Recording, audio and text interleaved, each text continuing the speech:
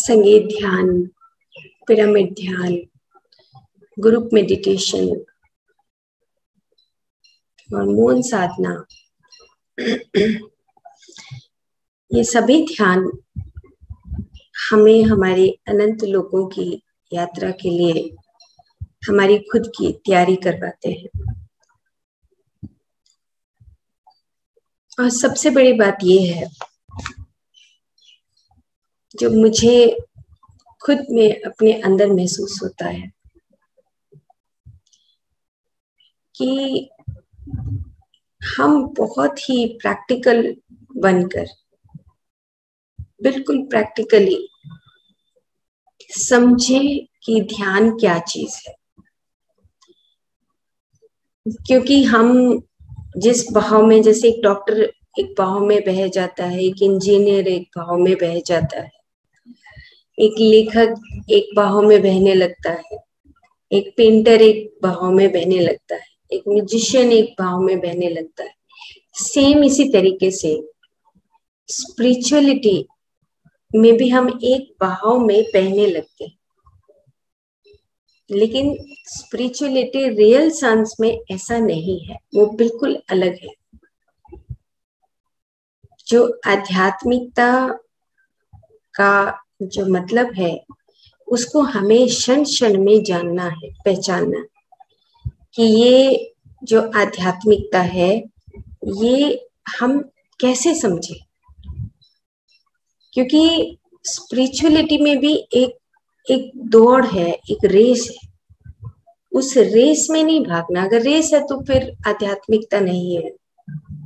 उस रेस में नहीं उलझना, और रेस ही हो गई तो फिर आध्यात्मिकता क्या हुआ।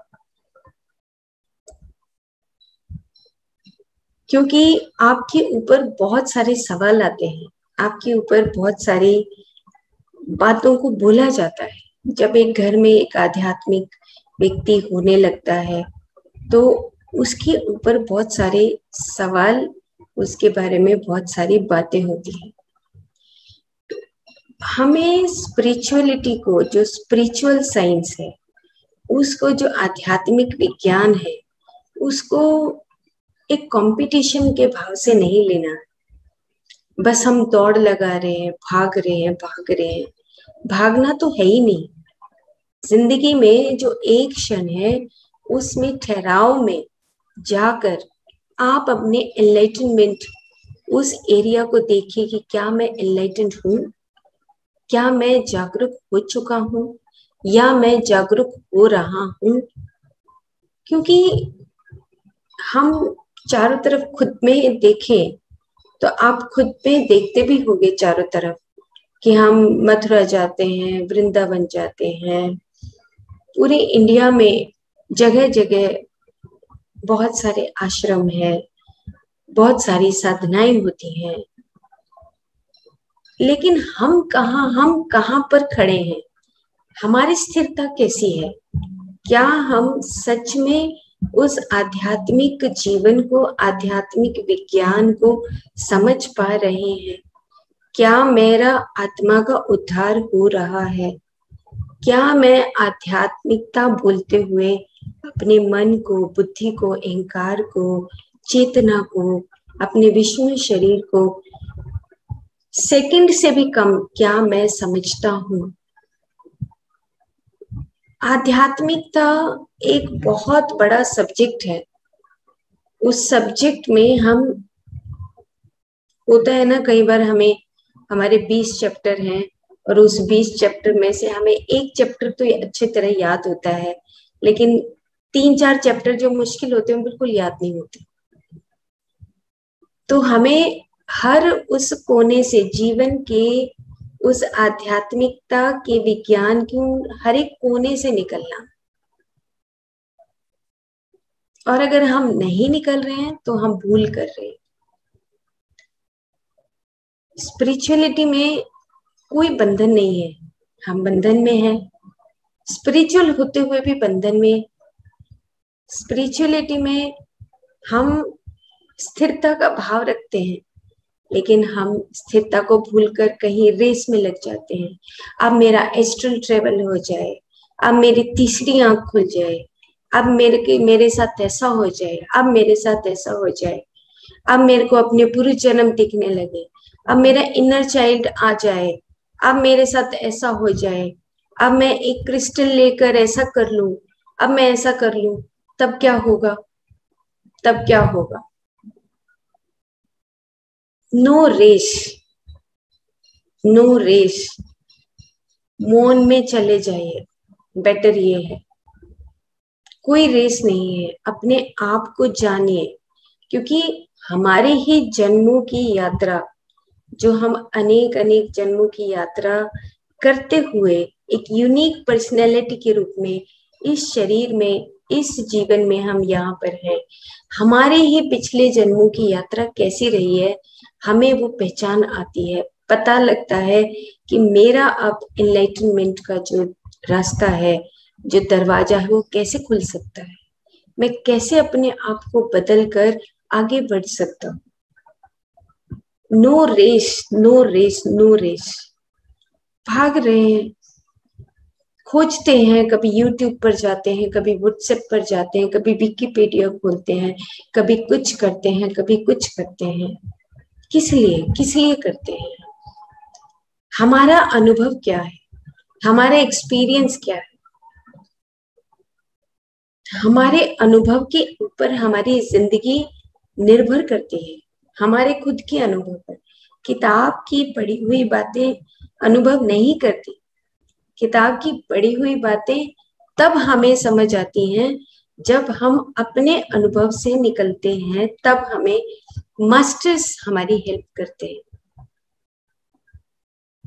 अदरवाइज हम पढ़ते रहे, भगवत गीता, रामायण, पुराण उठा लो, कितना ही कोई पुस्तक उठा लो, हम पढ़ते रहे, पढ़ते रहे, पढ़ते रहे, पढ़ते रहे, लेकिन अपने में तो बदलाव आएगा नहीं। तब तक हम पहुंच नहीं सकते, उस आध्यात्मिक विज्ञान को समझ नहीं सकते। होड़ लगी हुई है, रेस है, उस रेस में भागना नहीं, हमें दौड़ नहीं लगानी, स्थिरता का भाव रखना है। भाव स्थिरता का रखकर अपने आप को जानना शुरू करना है। कहाँ पर मुझे, किस क्षण में कौन सी गलती मुझे महसूस होती है, क्या मैं उसको इस जन्म में, मेरे 2 हाथ, पैर, आंख, नाक, कान सब कुछ दिया है, क्या मैं बदल पा रहा हूं या नहीं बदल पा रहा? बहुत बड़ा सब्जेक्ट है स्पिरिचुअलिटी। ऐसे हमें भी मजाक लगता था कि अभी तो चलो ध्यान आ गया है, एस्ट्रल ट्रेवल सीख लिया है, पूरे जन्म देख लिए हैं, हाँ, और पता लग गया है कि अनंत लोगों की यात्रा होती है।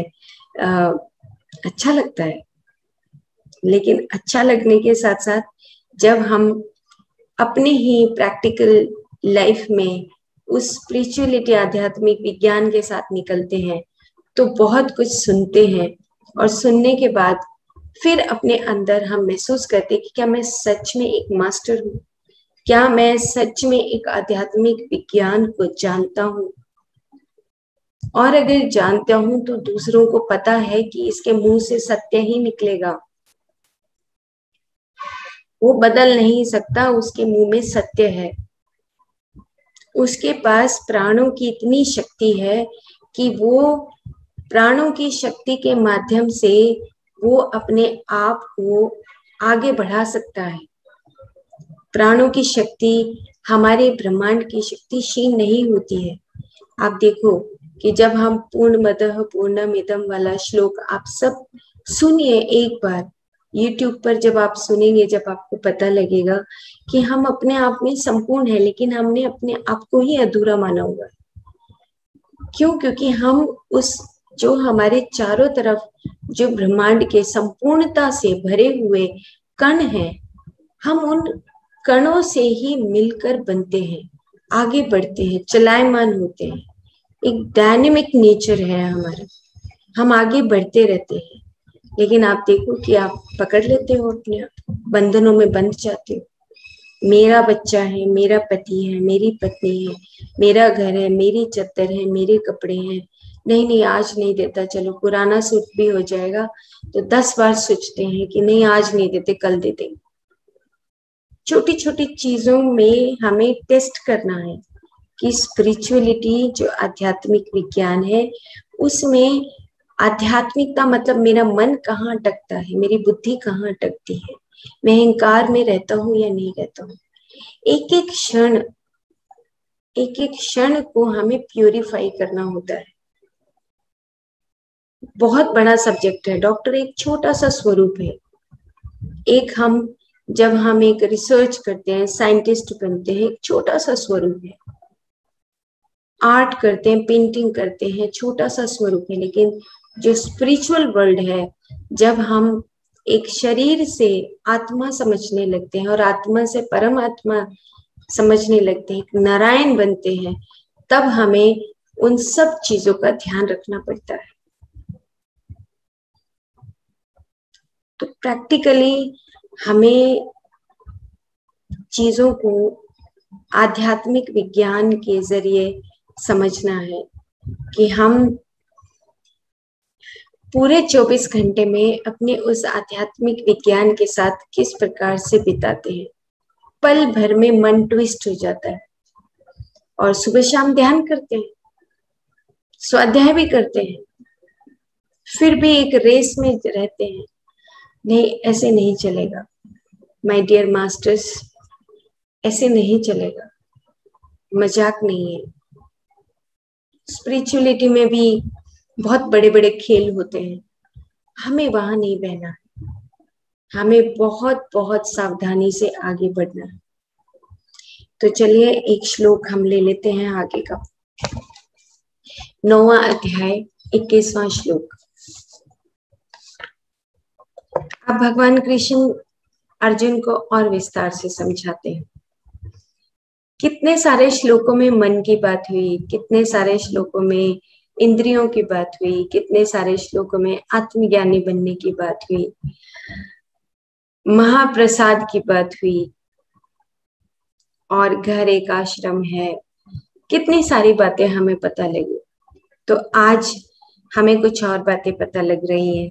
वो कहते हैं कि मृत्यु को प्राप्त हुए लोग विशाल स्वर्ग लोक में पुण्यों के क्षीण होने तक भोग कर तत्पश्चात भूलोक में जन्म लेते हैं।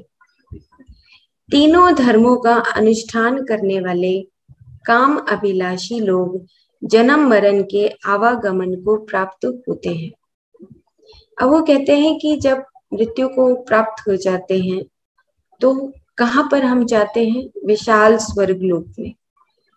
पुण्यों के क्षीण होने पर भोग कर हम फिर से भूलोक में जन्म लेते हैं और तीनों धर्मों का अनुष्ठान करने वाले काम अभिलाषी लोग जन्म मरण के आवागमन को प्राप्त होते हैं। तो तीनों धर्म की बात अभी आगे विस्तार से बात करेंगे। तो वेद व्यास जी कह रहे हैं कि स्वर्ग लोक बहुत विशाल है। यहाँ उस विशाल स्वर्ग लोक में एक जीव आत्मा भूलोक में किए गए पुण्य का पूर्णतः भोग कर फिर वापस इस भूलोक में आते हैं।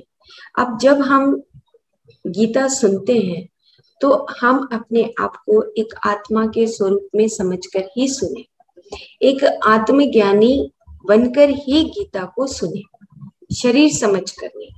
क्योंकि यहाँ पर एक एक शब्द जो है एक बहुत बड़ा विस्तार से, अगर हम एक शब्द को भी पकड़े तो बहुत विस्तृत है।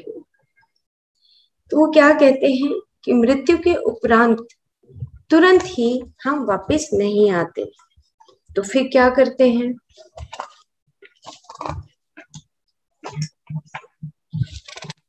ठीक वैसे ही जैसे रुपए पैसे खत्म हो जाने के बाद लोग तीर्थ यात्रा से वापस आते हैं, अर्जित पुण्य स्वर्ग लोकों में खर्च करने के पश्चात हम फिर वापस इस भूलोक में जन्म लेते हैं। लोक कई हैं, भूवर लोक, स्वर लोक, जनालोक, महालोक, तपलोक, सत्यम लोक और उससे भी आगे अनेक लोक। किस वस्तु के लिए हम ये भूलोक में बारंबार जन्म लेते हैं, और कई प्रकार के धर्म हैं। तो यहाँ पर अब इस श्लोक में बहुत इंपॉर्टेंट श्लोक है, उसमें बताया गया है कि शरीर धर्म, संग धर्म, आत्म धर्म, इस प्रकार के त्रिविध धर्म हैं। भौतिक शरीर के लिए निर्वर्त करने योग्य कई कर्म होते हैं। अब यहाँ पर 3 धर्म की बात बताई गई। एक है शरीर धर्म, एक है संग धर्म, एक है आत्म धर्म। तो हम जब तमस में होते हैं, रजस में होते हैं, तो हम शरीर और संग धर्म को हम ज्यादा कनेक्ट होते हैं, ज्यादा हम बॉडी, जैसे यंग सोल्स हैं, जो युवा आत्माएं होती हैं, शिशु आत्मा होती हैं, ये जो युवा आत्माएं और शिशु आत्माएं हैं, ये ज्यादातर अपने शरीर का अपना धर्म निभाती हैं। संग धर्म यानी कि संग का मतलब जो समाज से संबंधित हमारे रिश्ते नाते हैं, हम वो अपना धर्म निभाते हैं। अब मान लो कि एक धर्म शब्द बोला, तो धर्म शब्द बोलते ही हमारे दिमाग में क्या जाता हो, ये बात यहाँ पे आध्यात्मिक विज्ञान की आती है, क्योंकि आध्यात्मिक विज्ञान हम अगर जानते हैं तो हम सच में धर्म को समझते हैं।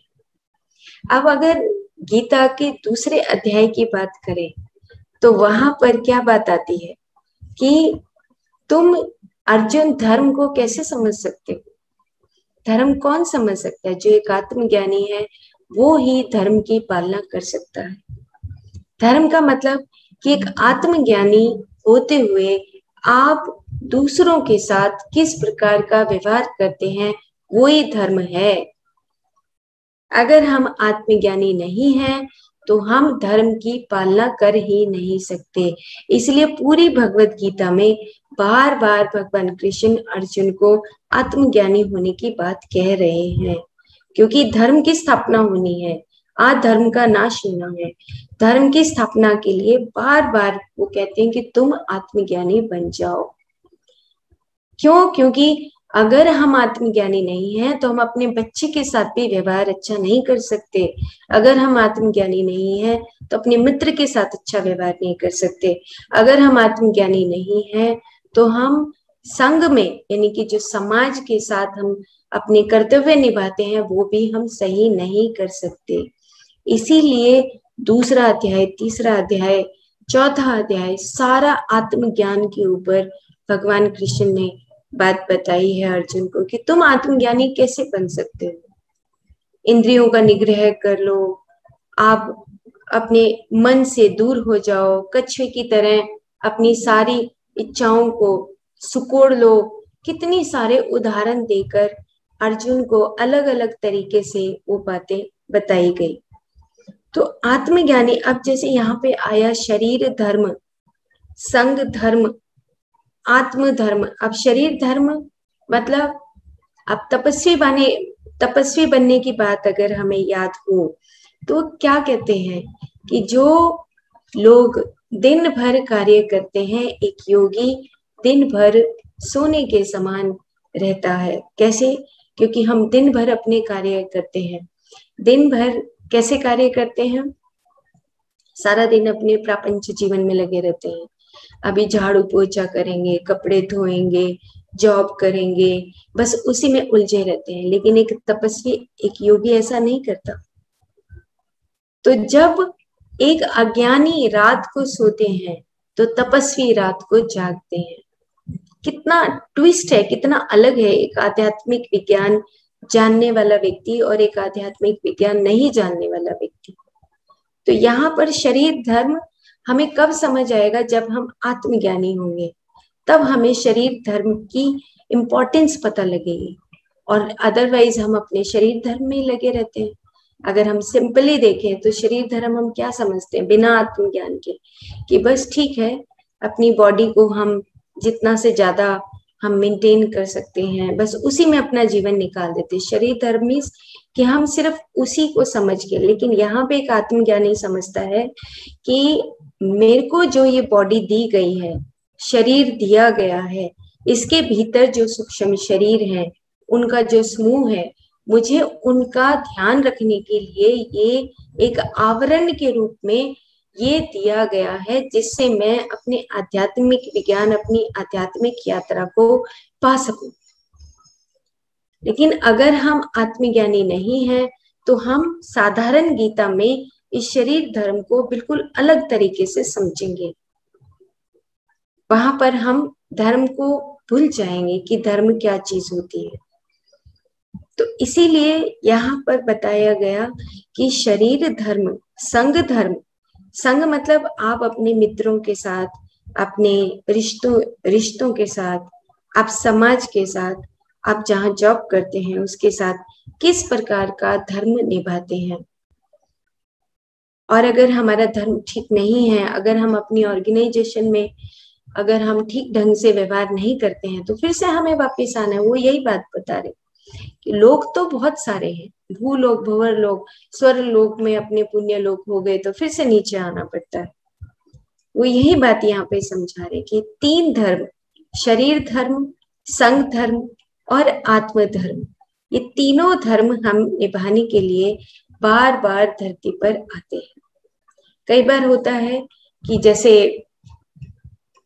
मुझे याद आ रहा है कि वो बोलते हैं कि तमस और रजस और सत्व, डॉक्टर अमित गोस्वामी अपनी क्वांटम साइंस में परिभाषित करते हैं कि वो कहते हैं कि जैसे अब यहाँ पर संघ धर्म की बात हुई, वो कहते हैं रजस मतलब कि जो व्यक्ति चंचल होते हैं, आदान प्रदान करते हैं और हमेशा चंचलता से कुछ पाने का, बिजनेस करने का, कुछ पैसा कमाने का, धन जोड़ने का, ये सब बातें करते हैं। तो बोलते हैं कि वहां पर उन्होंने कहा कि एक फंडामेंटल क्रिएटिविटी, एक सिचुएशनल क्रिएटिविटी, की सिचुएशन देखते हैं, और एक कंडीशनिंग, तमस मतलब जैसा कहा वैसा मान लिया। रजस मतलब वो एक सिचुएशन के अकॉर्डिंग वो अपनी क्रिएटिविटी करते हैं। और जो सत्व गुणी है, यानी कि जो इंटेलेक्चुअल्स हैं, जिनको लाइट पीपल बोलते हैं, उनके अंदर अहंकार भरा हुआ होता है। वो कहते हैं कि उनमें सबसे ज्यादा अहंकार होता है। ये मत सोचो कि जो बहुत सारी बड़ी बड़ी डिग्रियां लेते हैं, बहुत सारा पैसा होता है, तो वो एक इंटेलेक्चुअल्स के रूप में अहंकार से भरे हुए होते हैं। इंटेलेक्चुअल्स की बात की गई है, सत्व गुणी। सत्व होना मतलब हाई प्रोफाइल में जीना।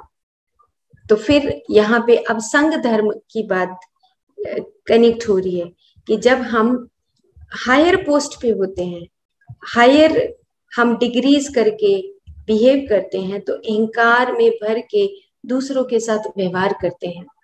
तो संघ धर्म क्या हुआ कि आप अगर व्यवहार ठीक नहीं करते हो तो फिर से हमें अपने पुण्य काटने के बाद फिर से हमें नीचे आना पड़ता है। शरीर धर्म, आप अपने शरीर को किस प्रकार से समझकर, अब हम अपने चेहरे, और कई बार बात करते चेहरे में और पैरों में, दोनों में फर्क नजर आता है, एक जैसा नहीं मानते हैं। हम अपने चेहरे को बहुत अच्छे तरीके से ध्यान रखते हैं, हाथों में नहीं रखते हैं, पैरों का तो और भी बुरा हाल है। वो कहते हैं कि नहीं, तुम्हें शरीर धर्म भी निभाना आना चाहिए, संघ धर्म भी आना चाहिए, आत्म धर्म भी आना चाहिए। इस प्रकार के त्रिविध धर्म हैं भौतिक शरीर के लिए निर्वर्त करने योग्य। कई कर्म होते हैं, ये कर्म शरीर धर्म के अंतर्गत आते हैं। जिस परिवार में जन्म लेते हैं उस परिवार की देखभाल करना, यह कुटुंब अथवा परिवार धर्म है, यानी कि संघ धर्म है। कहने का मतलब ये हुआ कि जब हम अपना लाइफ प्लान करते हैं, जहां पर हमारे कर्म सिद्धांत, हमारे प्रारब्ध हम छोड़ते हैं, एनर्जीज छोड़ जाते हैं। आप पीएमसी हरियाणवी पर तयशा बिलर की जो मोनिका मैडम के माध्यम से, तो आपको पता लगेगा कि हर व्यक्ति जहां पर भी जाता है अपनी एनर्जी छोड़ देता है। आप उसको सीरीज को अगर ध्यान से सुनेंगे तो आपको बहुत इंटरेस्टिंग लगेगा कि हम जहां जाते हैं, मान लो मैं अपने बच्चे से मिलने के लिए चली गई, बेंगलोर मिलने के लिए गई, तो मैं अपनी एनर्जीज माया मोह में वही अपनी एनर्जीज को छोड़ दूंगी। एनर्जीज को छोड़ने का मतलब कि कहीं ना कहीं मेरा कर्म सिद्धांत वहां पे मल्टीप्लाई हो रहा होता है, मैथमेटिक्स साथ में चल रहा होता है। मेरा बेटा है, हम बहुत सारी बातें सोचते हैं।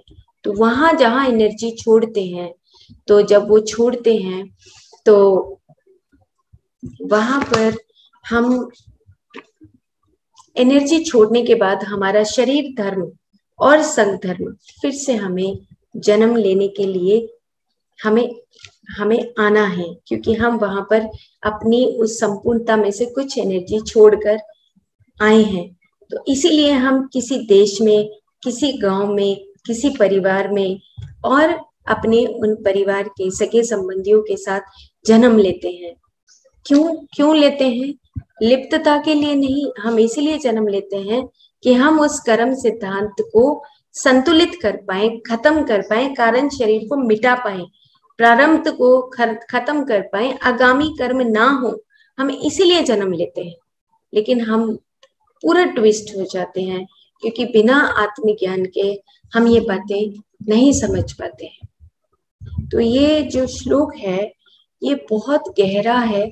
अभी भगवान कृष्ण जब अर्जुन को ये धीरे धीरे करते हुए इस 9वें अध्याय तक पहुंच चुके हैं कि अच्छा, अब अर्जुन तुम्हें शायद शरीर धर्म की बात, संग धर्म की बात, आत्म धर्म की बात अब तो तुम्हें समझ आने लगी होगी, क्योंकि अब तुम आत्मज्ञानी बन चुके हो।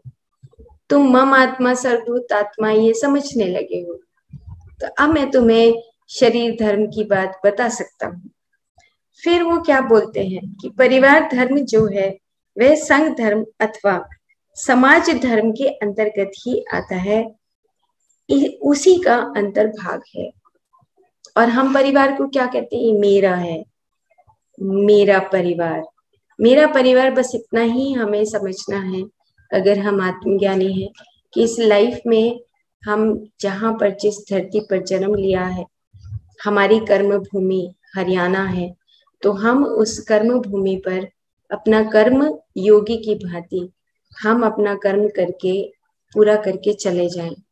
परिवार में भी कर्म करके पूरा करके चले जाएं। कर्म योगी की परिभाषा 6-7वें अध्याय में बहुत अच्छे तरीके से बताई जा चुकी है।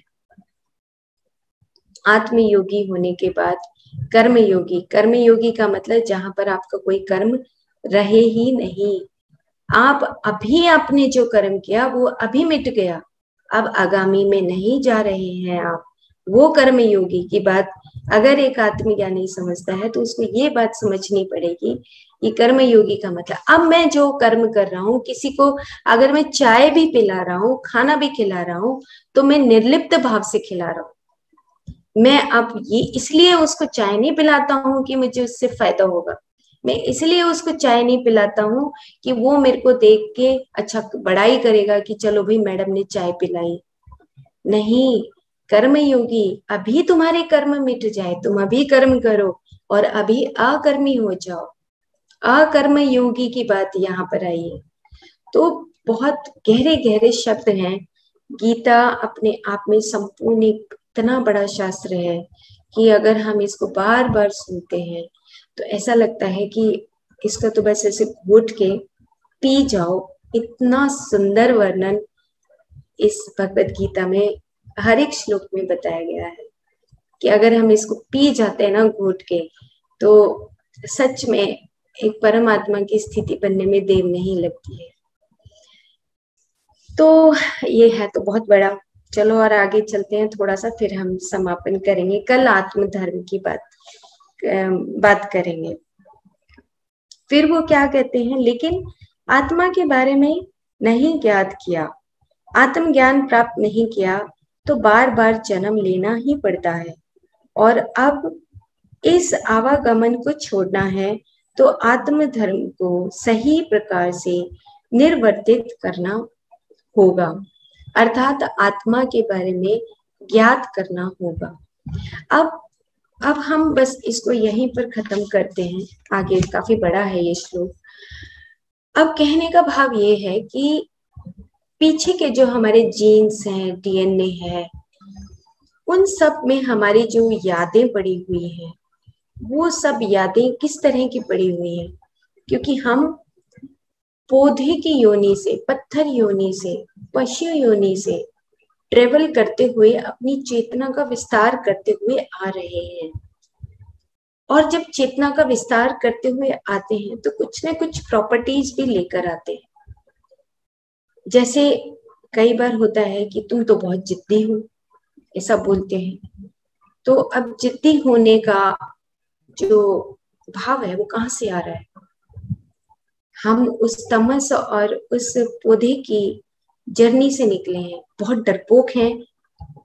आपने देखा है बाहर अगर गिलहरी खाना खा रही होती है तो आप थोड़ा सा भी उसको देखेंगे, उसको छेड़ेंगे नहीं, दूर से भी देखेंगे भाग जाएगी। एक फियर है उसके पास। फियर ट्रेवल होता होता होता होता वो एक डोमेस्टिक एनिमल तक पहुंचता पहुंचता, घर के जानवर तक पहुंचता पहुंचता, मनुष्य योनि तक उस वो डर पहुंचता है। इतने बड़े सब्जेक्ट हैं। जो 27 जो हमने लेसन्स पढ़े थे, 27 लेसन्स की बात हुई थी, उसमें एक एक चैप्टर इतना बड़ा है कि अगर उसके ऊपर एक एक महीना चर्चा की जाए तब जाके फियर समझ आता है। क्यों? क्योंकि हम वो फियर वहां से ट्रेवल करते हुए आज भी हमारे अंदर वो फियर निकल नहीं पाया, क्योंकि हम आत्मज्ञानी नहीं हुए, तभी वो फियर नहीं निकला। इसलिए हम पक्षी को जब देखते हैं, हम गिलहरी को देखते हैं, किसी चिड़िया को देखते हैं तो वो एकदम से उड़ जाते हैं। क्यों? क्योंकि फियर है उनको। और अगर फिर वही बात अब आगे का स्टेप अगर आए तो हमारे घर में जो डोमेस्टिक एनिमल्स हैं, आप देखो, जिस घर में कुत्ते, बिल्ली, गाय, भैंस ये सब रहती हैं, उन्हीं का आगे मनुष्य लोक में जन्म होता है, एक इंडिविजुअल सोल में जन्म होता है, उस ग्रुप सोल से। अब मैं एक मास्टर हूँ और मैं अपने कुत्ते को ढंग से नहीं रखती हूँ, मैं अपनी गाय को ढंग से नहीं रखती हूँ, मैं अपने घर में मेरे पेड़ हैं उसके ऊपर चिड़िया बैठती है, उसको खाना नहीं डालती हूँ, तो मेरे को क्या मिलने वाला है? कुछ भी नहीं मिलने वाला, क्योंकि मैं उनको वो फियर दूर करना नहीं सिखा रही हूँ, क्योंकि मैं आत्मज्ञानी नहीं। It's a long chain. अब अगर मैं अपने कुत्ते को मांस मीट खिलाना सिखाती हूँ, मैं उसको पीटती हूँ, मैं उसको बाहर रखती हूँ, मैं उसको एक अच्छे मास्टर की तरह देखभाल नहीं करती हूँ, सेम वही जो आगे एक इंडिविजुअल सोल के रूप में, एक एक एक आत्मा के रूप में, जीवात्मा के रूप में जब वो मनुष्य योनि में कदम रखता है तो उसको वही भाव, वही प्रवृत्तियां उसको वहां पे रहती हैं। इसलिए हम कहते हैं कि इस धरती पर इतना जुल्म क्यों बढ़ गया, इस धरती पर ऐसे लोग नॉन वेजिटेरियन कैसे हैं। हम खुद अपनी बात से अगर आत्मज्ञानी हैं तो हम इन बातों को बहुत अच्छे तरीके से समझ सकते हैं कि आप कैसे मास्टर हैं, आप मास्टर कैसे हैं, मतलब कि आप अपने बच्चों के साथ व्यवहार कैसे करते हैं, अपने जानवरों के साथ व्यवहार कैसे करते हैं। अब जानवर को देखते ही अगर एक आत्मज्ञानी है, शरीर धर्म, संग धर्म अगर हमें समझ आता है, अगर हम जानवर को देखते हैं तो जानवर को देखते ही हमें संग धर्म याद आ जाना चाहिए कि आप एक अच्छे मास्टर हैं। उस कुत्ते के साथ आप अपना संग धर्म निभा रहे हैं या नहीं निभा रहे हैं। अब परमात्मा बनने के लिए तो हम मॉर्निंग में मेडिटेशन करते हैं, इवनिंग में मेडिटेशन करते हैं, ऐसे परमात्मा नहीं बन सकते। उसके लिए हमें हर उस कॉर्नर से, हर उस कण को, अपने शरीर के कण को छूना पड़ेगा जहां पे हमें वो धर्म निभाना है। मेरे आंखों के आगे अगर कुत्ता है और मैं 4 घंटे अखंड ध्यान करती हूँ और उस कुत्ते को रोटी नहीं डालती हूँ तो फिर परमात्मा बनने का स्टेप थोड़ा नीचे आ गया है। मुझे वो ऊपर चढ़ने के लिए मुझे उस धर्म को तो निभाना ही है। Every moment we have to aware, we have to be enlightened state. तब तक अगर हम ऐसा नहीं है तो हम परमात्मा की स्टेट तक पहुंचना कई जन्मों का कहानी है, एक जन्म का कहानी नहीं है। इसीलिए भगवत गीता के जो 18 अध्याय हैं, उन 18 अध्यायों में अब 9वें अध्याय तक तो यहाँ तक मृत्यु की बात बता दी, स्वर्ग लोक की बात बता दी, भूलोक, भुवरलोक, स्वरलोक, जनलोक, महालोक, तपलोक, सत्यम लोक, वहां तक की बात। अब बात करना आसान है, लेकिन बात करने के साथ साथ आप उसमें जीना है प्रैक्टिकली। मतलब स्पिरिचुअलिटी में, ऑर्गेनाइजेशंस में जाना ठीक है, हाँ पैसे हैं हमारे पास, हम जा सकते हैं, हम बहुत सारी चीजें सीख सकते हैं, बट फिर से लौट के वापस अपने घर में आना है। और लौट के जब घर में आते हैं तो क्या हम एक एनलाइटेंड स्टेट में अपने जीवन को निकालते हैं, बहुत इंपॉर्टेंट है। हर उस कॉर्नर को छूना है अपने जीवन में। चाहे मेरे घर में पेड़, ठीक है हम जानवरों का ध्यान रखें, पेड़ का ध्यान ना रखें, हम अपने बच्चों का ध्यान ना रखें, अपने आप का ध्यान ना रखें, शरीर धर्म। तो बहुत सारे इंटेलेक्चुअल जैसे आइंस्टाइन का, बहुत सारे जो साइंटिस्ट हैं वो भूल जाते हैं, वो नहाते भी नहीं है 1-1 महीना। अगर आप उनकी बायोग्राफी पढ़ेंगे, नहीं, शरीर धर्म के लिए you have to come back again, आपको वापस आना ही पड़ेगा। इसीलिए मिडल पाथ, बुद्धा बोलते हैं कि मिडल पाथ, आपको एक मध्य मार्ग चुनिए, जिसमें एक तरफ आध्यात्मिकता आपकी तरफ है और एक तरफ आप अपने प्रपंच जीवन में अपने शरीर धर्म और संघ धर्म को भी निभा रहे हैं। Everything is important. भगवान कृष्ण कोई सन्यास लेकर नहीं आए थे, पूरा राजपाट उनके पास था। भगवान राम के पास पूरा राजपाट था। क्यों? क्योंकि वो शरीर धर्म, संघ धर्म, आत्म धर्म, तीनों का इकट्ठा समन्वय थे वो। इसीलिए हर गुरु नानक जी अकेले नहीं आए, सन्यासी के रूप में नहीं आए, वो अब एक परिवार में जन्म लिया और परिवार में रहते हुए एनलाइटनमेंट, उन्होंने दूसरों को बताया कि मैं एनलाइटन कैसे हूँ। तो इसी प्रकार से हमें किसी से नफरत नहीं करनी, तोलना मोलना नहीं है, तोल मोल में ही लगे रहते हैं, क्योंकि पिछली जर्नीज ऐसी है हमारी, तमस और रजस से निकले हैं, तो वो जर्नीज की वजह से हम तोल मोल के चक्कर में पड़ जाते हैं। लेकिन जैसे ही आए तुरंत जागरूक हो जाए, नहीं अब मुझे नहीं, कर्म योगी, अब अभी जो कर्म कर दिया वो अभी नष्ट हो जाए, तब हम कर्म योगी बनते हैं। हरियाणा देश हमारा, जहाँ